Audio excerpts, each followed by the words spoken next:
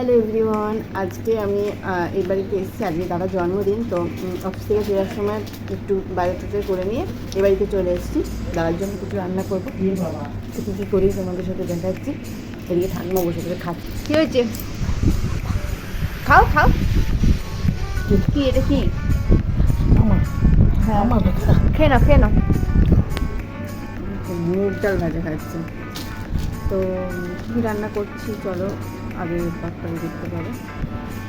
এদিকে পায়েসে সব জোগাড় করে নিয়েছি, দুধ চাল নিয়েছি, আর এদিকে কিশমিশ কাজু ভিজিয়ে দিচ্ছে। এদিকে 5 রকম ভাজা হবে, সেটা আমি কেটে নিই। পেঁয়াজ টমেটো আদা রসুন এসবগুলো হবে পনির হবে, সেই কারণে করেছি। এদিকে ভাজাভুজি চলছে আর এদিকে পায়েস বসিয়ে দিয়েছি।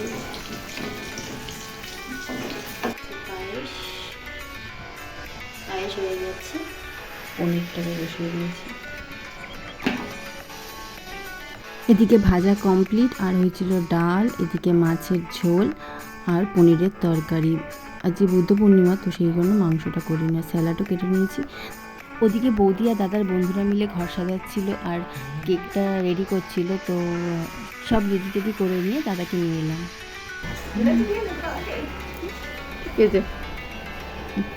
কেকটা দেখ ওয়ার্ল্ড কাপ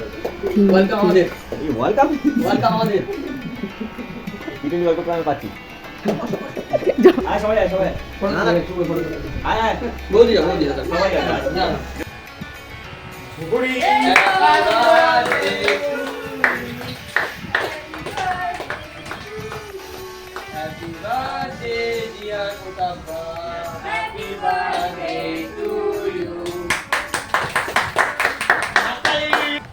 তো দাদা এদিকে কেকটি কেটে নিয়ে সবাইকে খাইয়ে দিল। তারপরে আমরা সবাই মিলে একটু মজা করলাম। দাদাকে এখানে কেক মাখিয়ে দিচ্ছে। দাদার এই 3জন যে বন্ধু আছে, এরা দাদার থেকে 3জনেই বয়সে ছোট, কিন্তু এরা দাদাকে খুবই ভালোবাসে আর দাদা সব কিছুতেই এরা সবসময় থাকে। এখানে অসীম খেপে গেছে, সবাইকে একেবারে ভোট করে দিল, একদম ভর্তি করে আমাকে ফোন লাগিয়ে। আর এদিকে শুভ্র ক্যামেরাতে নিজে ছবি ঠিক করছে। তারপর আমরা দাদাকে ডিনারটা সাজিয়ে দিলাম। ও খাবে, প্রথমে ঠাকুমা একটুখানি পায়েস খাইয়ে দিল, আশীর্বাদ করলো, তারপরে ও বসে পড়লো ডিনার করতে।